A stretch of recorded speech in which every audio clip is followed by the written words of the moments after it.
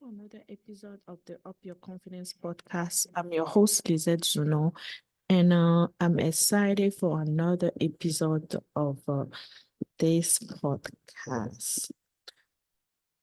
Today's episode will focus on societal pressure that impact our confidence, such as such as infertility battle. And I want to call it particularly fertility battle. Okay, fertility battle. And you know why I'm calling it fertility battle. This episode is going to be personal. It's going to be super interesting. We are going to dive into a topic that affects millions of women worldwide, infertility and its profound impact on confidence. So sit tight and let's get started. I'm excited to continue on this series that we call What Rob Your Confidence. And in this episode, we'll cover the topic of fertility and fertility. Since last time we start talking about the weight of the society, it's clear that women are expected to have kids. The only thing everyone except for women are supposed to procreate. Whenever a woman does not have a kid after she turned 21, everyone starts questioning her worth. So that begins to play a psychological trick on women. Of course, this should just be our choice. So let's try to understand a little bit about infertility.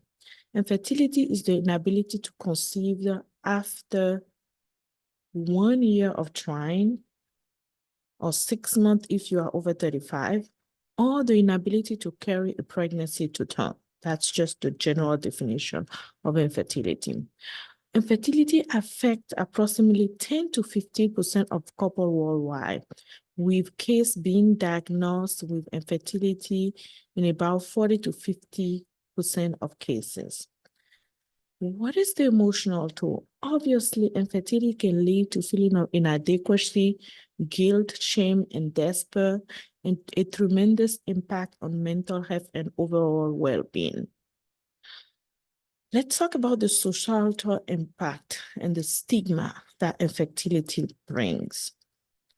We can see clearly that society often places an immense pressure on women to conceive and bear children, equating motherhood with womanhood. Stigma surrounding infertility for women struggling. They may face judgment, scrutiny, and sensitive comment from family, friends, and society at large, further exasperating feeling of inadequacy and shame. The tendency to produce offspring on the other. There are two types of infertility. Primary infertility, where someone who never conceived a child in the past has difficulty conceiving. Secondary infertility is where someone that had one or more pregnancy in the past but is having difficulty conceiving again. So infertility can lead to an immense of self-blame, as many women may mistakenly believe that their body are flawed or defective. This self-criticism can manifest as heightened body dissatisfaction as women become hyper-aware of their perceived shortcoming. Having anxiety and depression may contribute to infertility, and the distress of infertility and treatment often lead to anxiety and depression. Up to 40% of women experiencing infertility have a psychological diagnosis, most often depression and anxiety. And I'll talk about my personal experience shortly. The journey through infertility often leads to negative perception of one body and become a decline in self-esteem, as individuals may feel that their body has failed them or inadequate in some way. This is further exacerbated by the social impact of stigma surrounding fertility and parenthood. The symptoms include loss of interest in normal activity, depression that doesn't seem to go away, strained interpersonal relationship with partner, family, friend, and colleague. difficulty thinking about anything other than your infertility, high level of anxiety, and diminished ability to focus on completing tasks. When a woman or a man find out that they are infertile, shame is a common and normal reaction. Infertile people will often share that they are feeling broken or defective. Women are some men who experience pregnancy loss, especially repeated loss, have similar reaction. Things to do, a couple of things you can do, to prevent infertility. We have things about what you can eat, like orange, grapefruit, lemon, and other citrus fruit packed with vitamin C to enhance your fertility. You can also have avocado, anything that is high in folate. Avocado support the health of egg and sperm and reduce the risk of miscarriage. How does infertility impact our self-worth and our identity? For many women, the inability to conceive challenge a sense of identity and femininity, leading to a profound crisis of self-worth. Impact on confidence.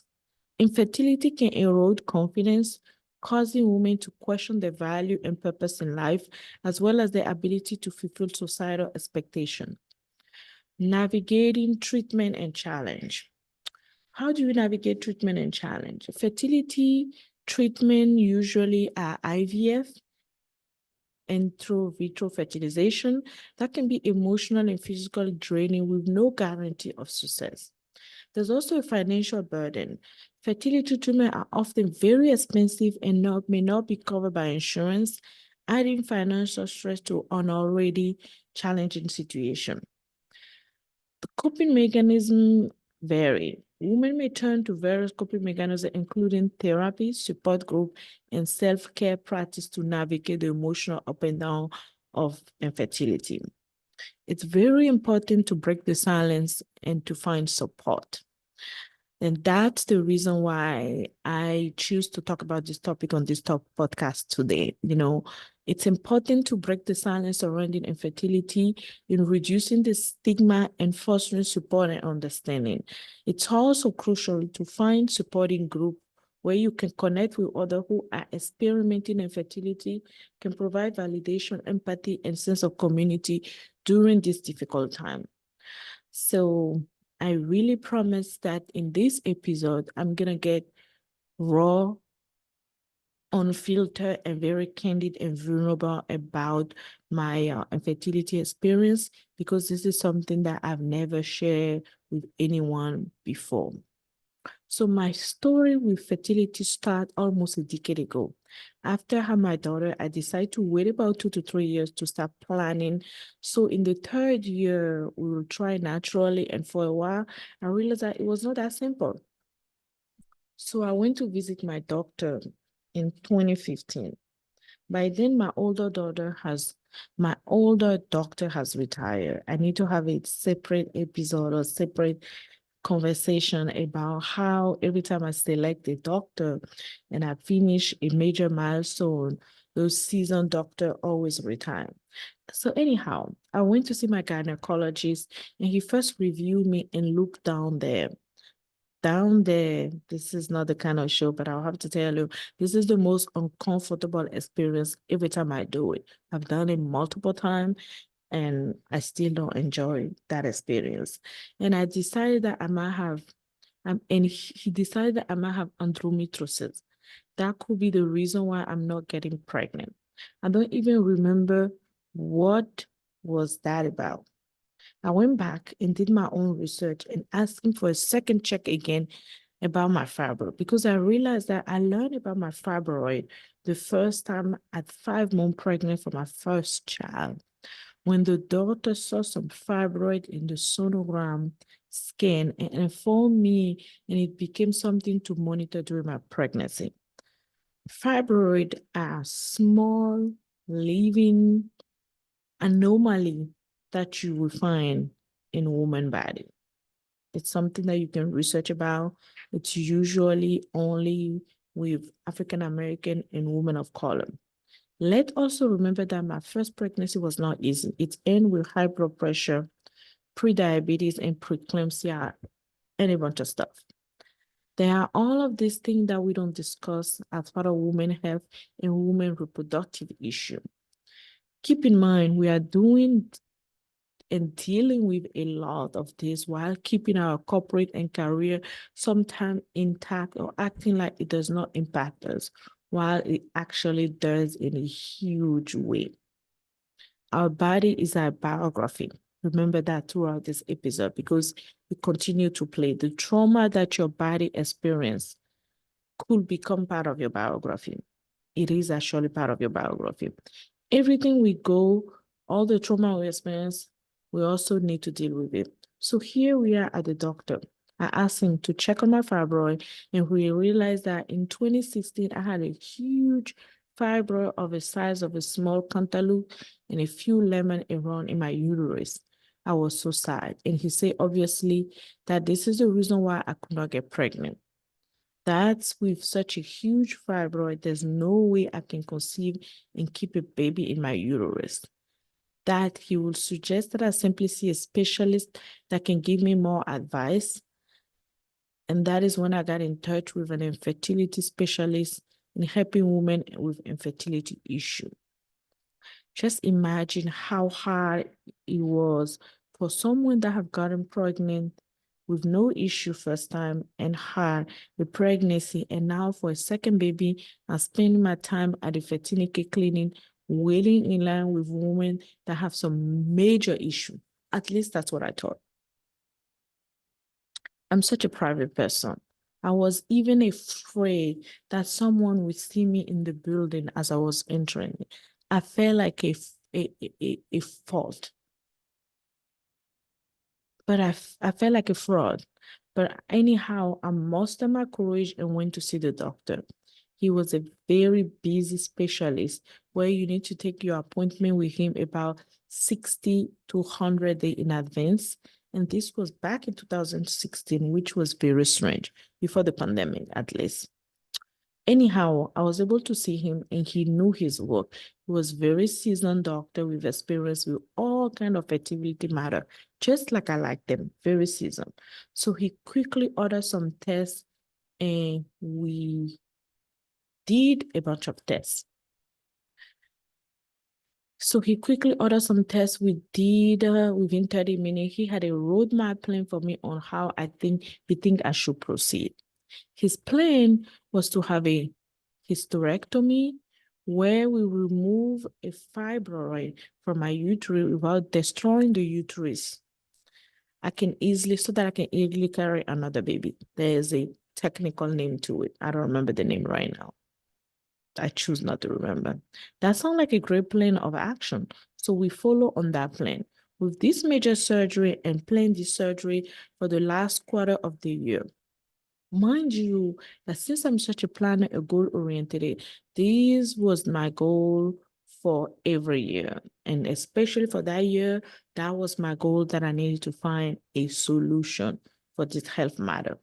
By the grace of God, I successfully had the surgery in late 2016 and was elated to complete that part of this journey. So I thought. So in 2017, after healing the thing, because this is such a major surgery, it's almost like having another baby, and I'll dismiss you of all the graphics of the surgery, but just consider as if it's almost like you have a baby. So it takes time to recover.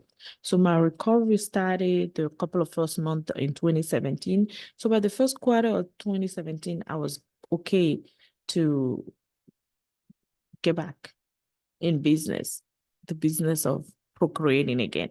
So I thought. So I went back to my doctor, the fertility specialist, and he said we should get pregnant by now, by all means, wishing 6 months. So we continue to try. Nothing for the entire 2017. And I'm glossing over this, but just imagine that you are trying to have a baby with everything that's entail, everything. I don't know.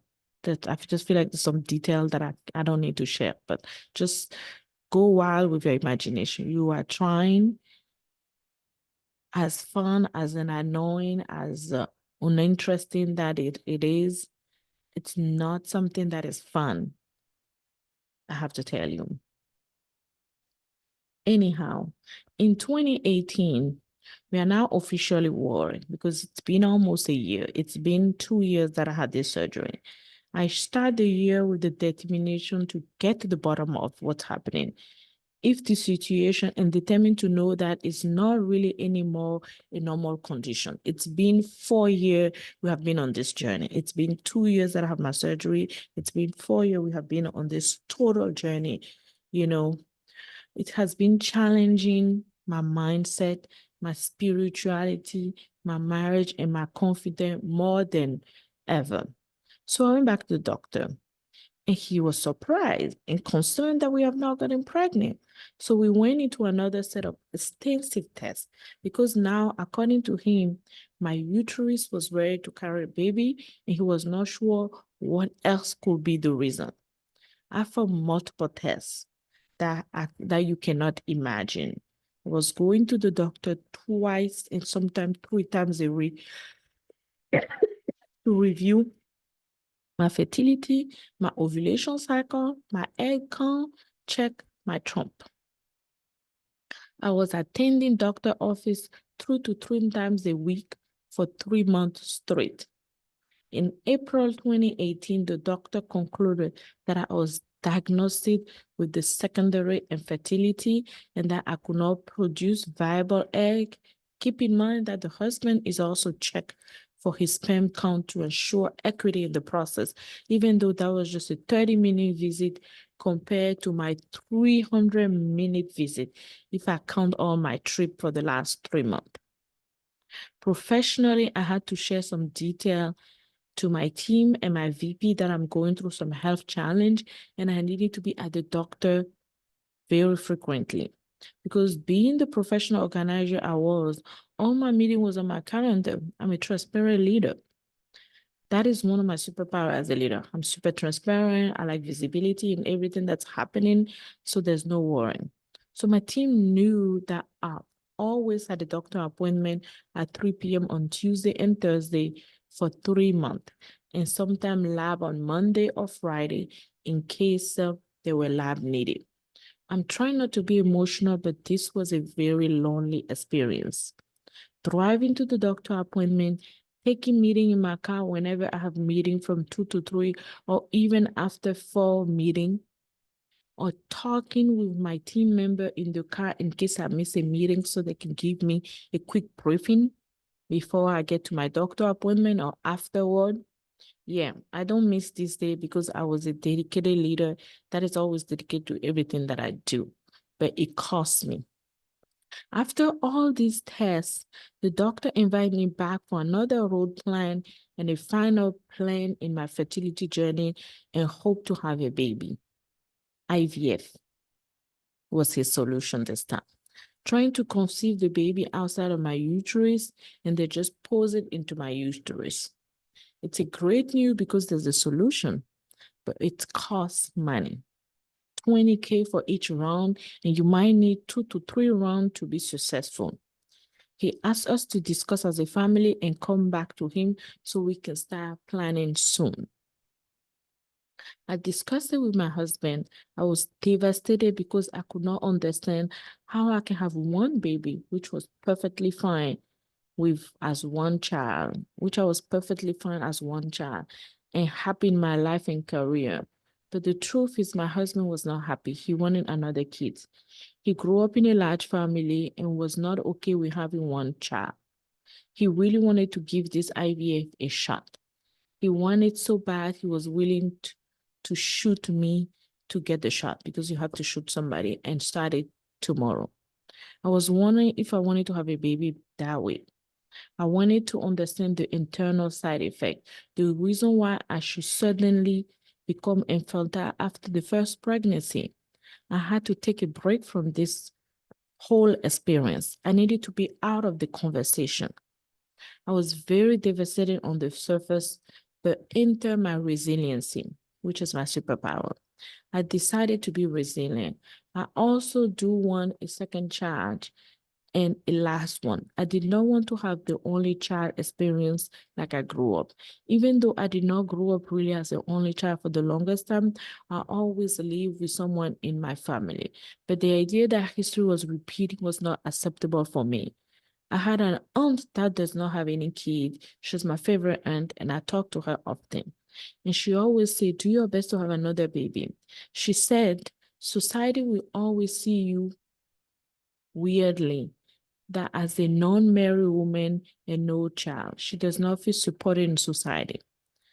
She was not married. Same is as my mom, as the only child person. So we talk about the weight of society in the previous episode. It's the same thing. Women that are not married are not respected. Women that just have one child are not respected. This is not right, but this is what society weight on people, that I should not ignore this and do all my best to have another child.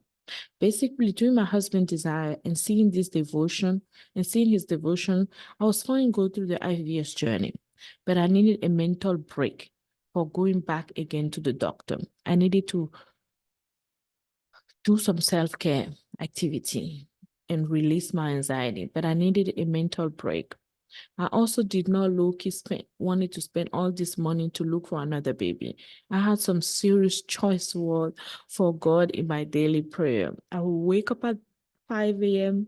for a walk and pray to God, cry and ask him, why is he making it so difficult for me to have another child? I don't deserve this. So finally, I told my husband that I would go for the IVF, but before that, I need a 6-month break.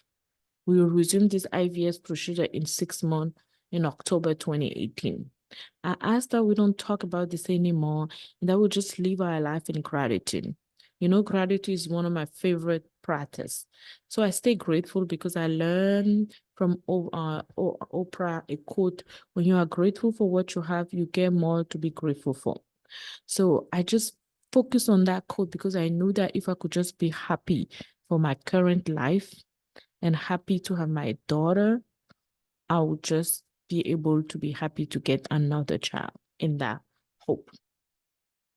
So we embark on a 6-month carefree, vacation-loaded dating and enjoy each other and our only kid kind of journey. Because I realized that the past 5 years has been consumed with internal struggle and other people question. I was once at a beauty salon and an African lady saw me and touched my stomach that, oh, there's a baby in there. I said, nope, who knows? But you have no idea how that comment broke me when I got in the car. I couldn't even tell why I was crying or I was so mad. You really don't know what women go through on a daily basis.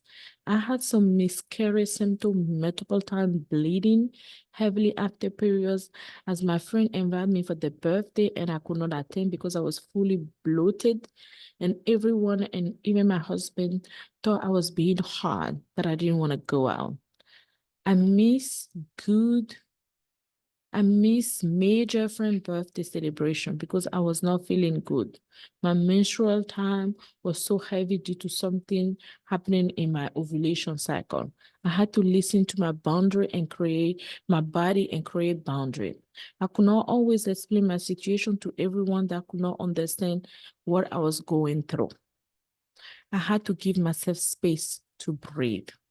My lovely neighbor Kim once told me, even though that when she announced to me that she was having a baby, the first time, my reaction was shocking to her. And she told her husband that my reaction was so weird, but she concluded that I was probably going through a fertility battle. These were unconscious behavior that I was not aware of, but it's a huge internal struggle.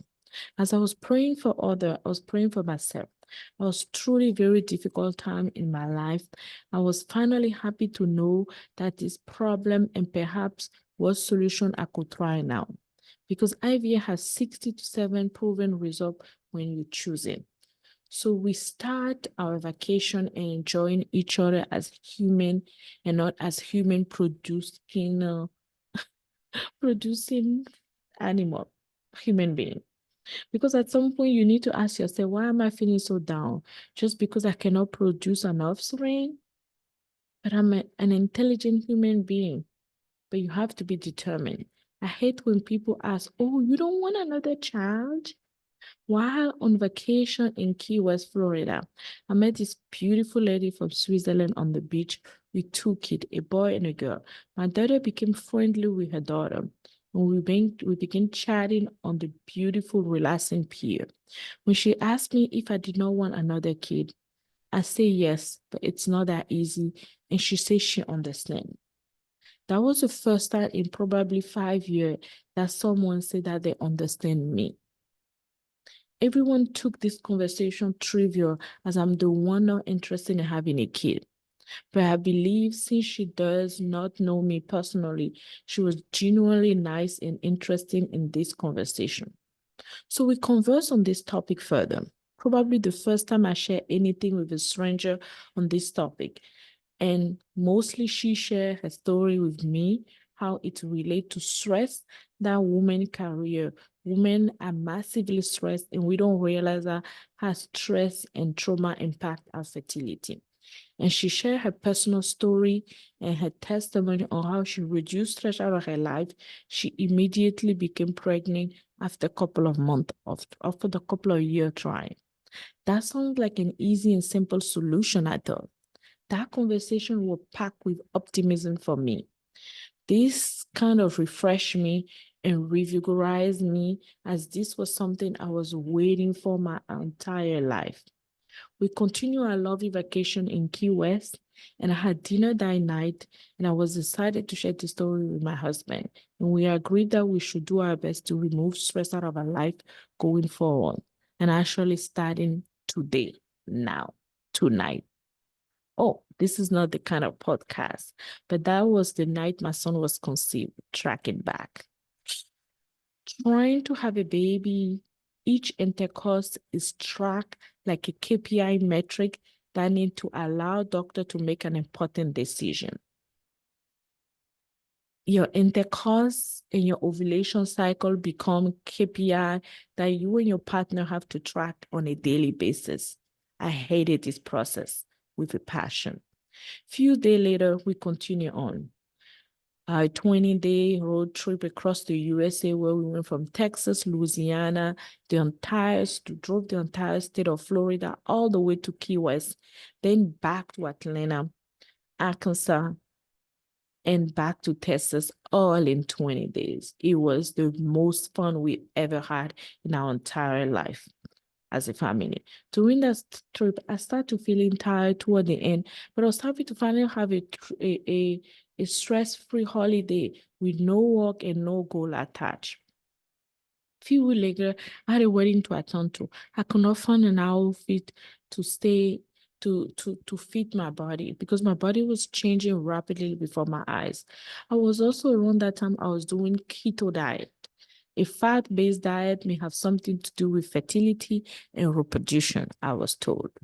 I did not like keto diet, but I was in my second month of keto, not losing weight, but shining and looking round in the hope that I'll gain muscle eventually and lose fat where needed while keeping the good fat for my fertility evolution.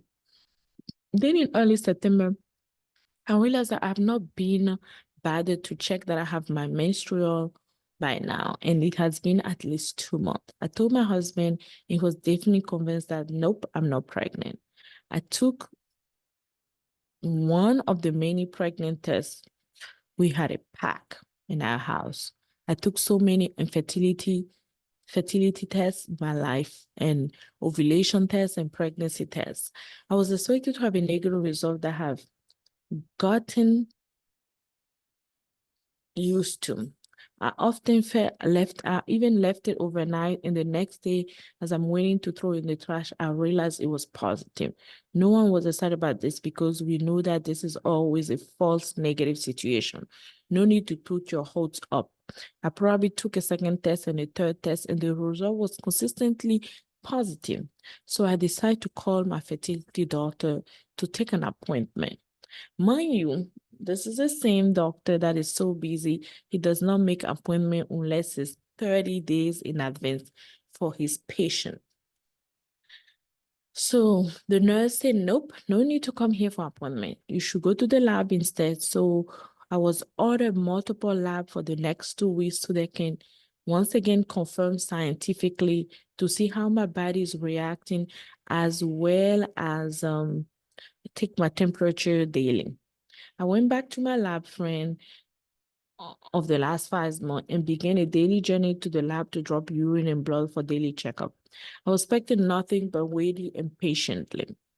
When we arrived mid the second week, the nurse called me in a senior leadership meeting that I needed to come to see the doctor tomorrow urgently. I remember because I was in a meeting and I got the call and I was like, my doctor is calling me. He never called, so I have to pick it up. I was surprised and I was wondering or convinced that something bad has happened. I tried to plan all the various scenarios in my head. All the negative scenario made sense because that was my expectation. I had 1 to 10% hope for a positive scenario. So was the doctor. That is why he wanted to check what was happening.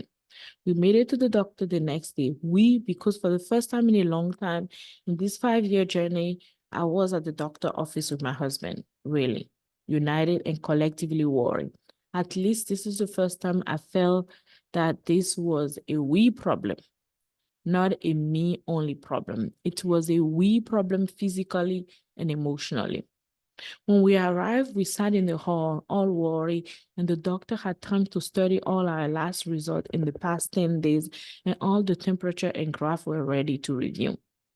He concluded that all the tests showed that I was pregnant for like 8 to 10 weeks already, but we have to check on the sonogram to confirm. As soon as we turned on the sono, we heard a loud and clear heartbeat of a baby. Everyone in the doctor room broke in joy, and I broke in tears. I asked everyone to leave me alone so I can cry, and I also thank God for this miracle moment. The doctor congratulates us and say one of my favorite words I will never forget. So you all decide to not do IVF and decide to have a miracle baby. I was full of gratitude. I hugged my nurse with whom I have been in contact the past 2 years. We hugged and cried together, tears of joy and happiness. But there was also a small doubt of carrying this pregnancy to term. The doctor was convinced this is the furthest I have hold anything, and there's no problem to carry a baby to term as I have done it before.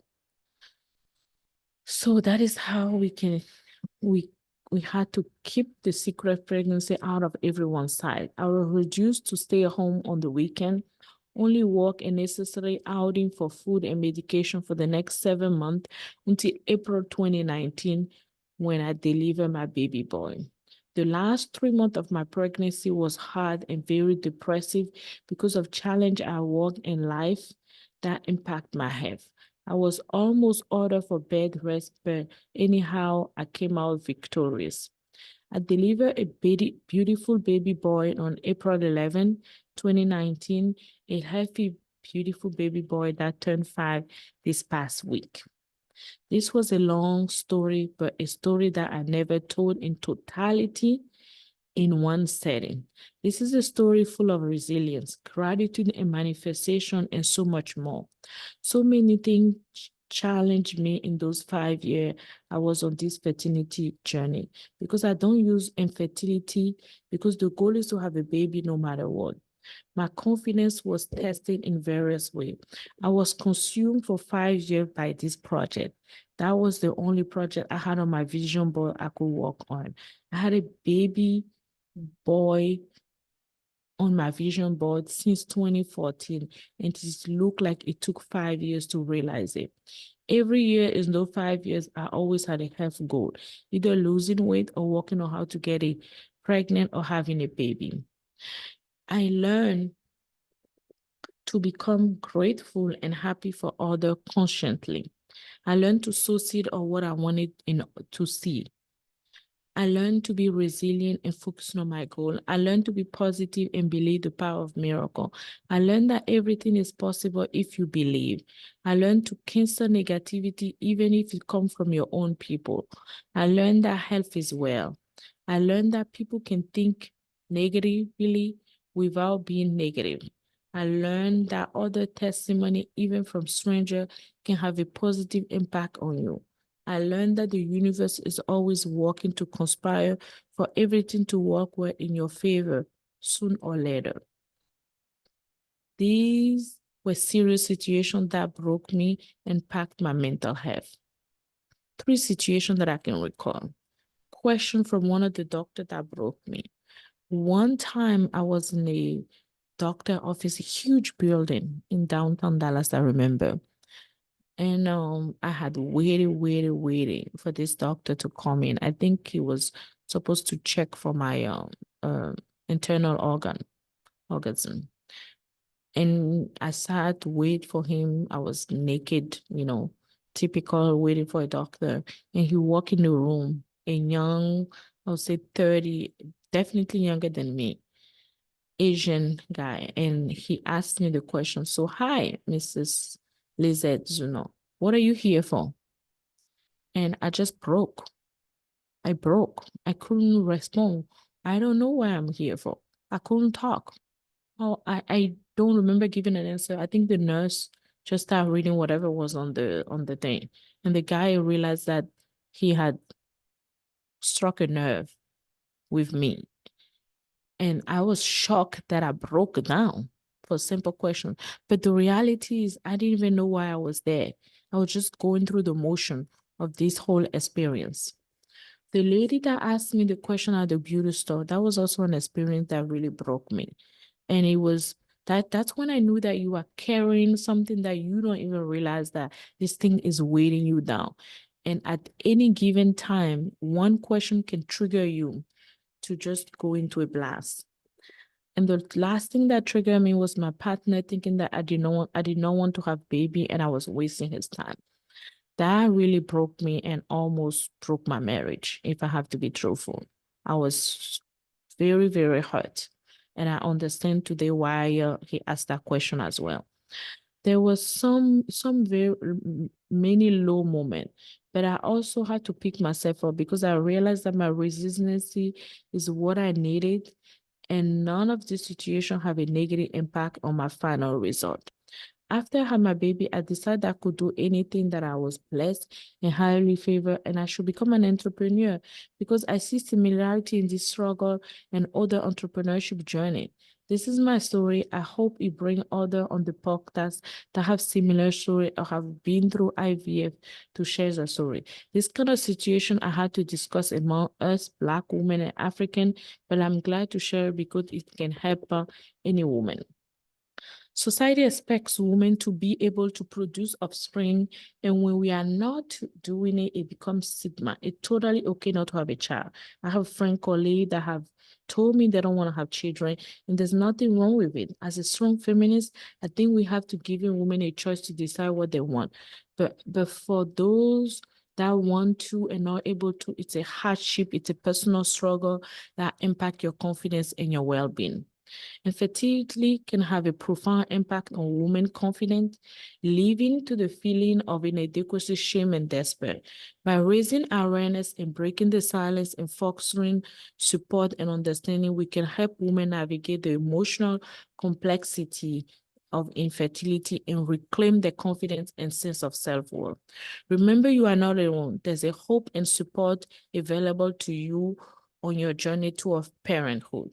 Thank you for tuning to this important episode of the Up Your Confidence. Stay tuned for more empowering discussion to uplift and inspire you.